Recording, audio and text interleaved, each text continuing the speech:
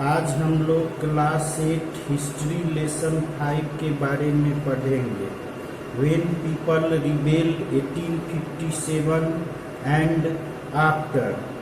1857 का विद्रोह कब हुआ, कैसे हुआ और उसके बाद क्या घटनाएं हुई। Sipahis and peasants gather forces for the revolt that spread across the plains of North India in 1857। सिपाही और नागरिक यह दोनों एक साथ मिलकर अंग्रेजी प्रशासन के विरुद्ध विद्रोह किए और यह विद्रोह 1857 में हुआ उत्तर भारत के मैदानों में।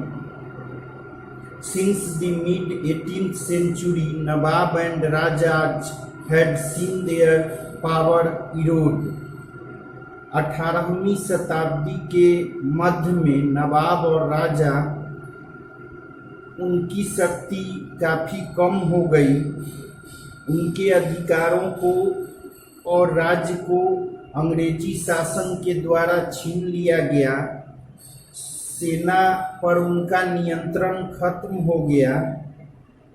दे had gradually lost their authority and honour.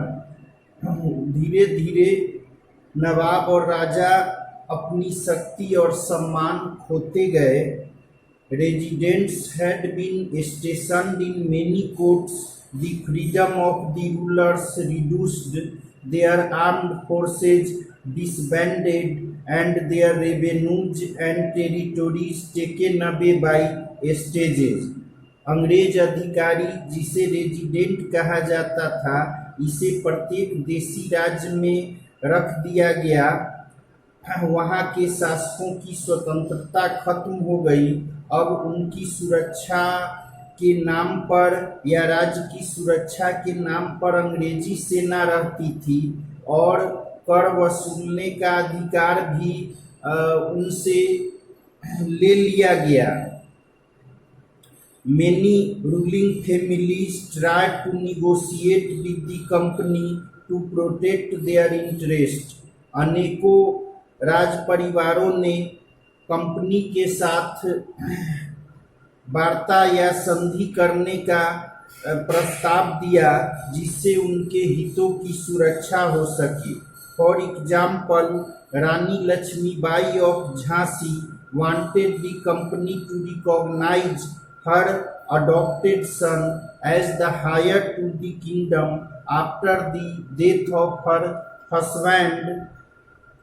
उदाहरण के लिए, झांसी की रानी लक्ष्मीबाई, उसने अपने पति की मृत्यु के बाद अपने गोद लिए हुए बेटे को झांसी का राजा बनाना चाहा। Nana Saheb, the adopted son of Peshwa Bajirao II, pleaded that he be given his father's pension when the latter died। उसी तरह से बिठूर, जो कानपुर के नज़दीक पड़ता है, वहाँ के राजा नाना साहेब, जो पेशवा बाजीराव द्वितीय के गोद लिए हुए पुत्र थे, उन्होंने अंग्रेजों से प्रार्थना किया कि पेशवा की मृत्यु के बाद जो उन्हें पेंशन मिलती थी वह उन्हें दिया जाए। However, the company, confident of its superiority and military powers, turned down these pleas। Company अपनी श्रेष्ठता और सैनिक शक्ति के गर्व में इतना चूर थी कि उसने इन प्रार्थनाओं को दरकिनार कर दिया। Awadh was one of the last territories to be annexed। Company के द्वारा हड़पा जाने वाला अंतिम राज्य अवध था। अवध में प्रशासनिक कुव्यवस्था का बहाना बनाकर अंग्रेजों ने उसे कब्जा कर लिया। In 1801, a subsidiary alliance was imposed on Awadh and in 1856 it was taken over। 1801 में Awadh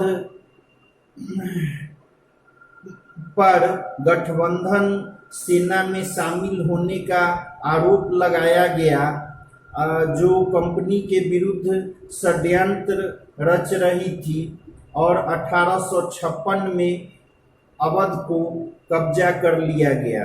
governor general Dalhousie declared that the territory was being misgoverned and British rule was needed to ensure proper administration.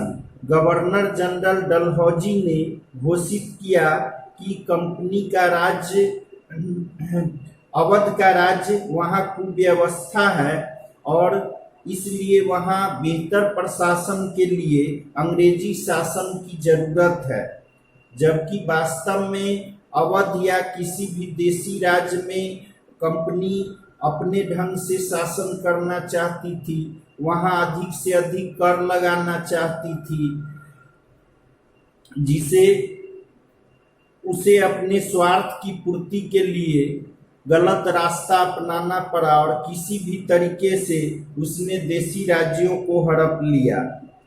The company even began to plan how to bring the Mughal dynasty to an end। उसके बाद company ने योजना बनाया कि किस तरह से मुगल वंश का शासन समाप्त करना है।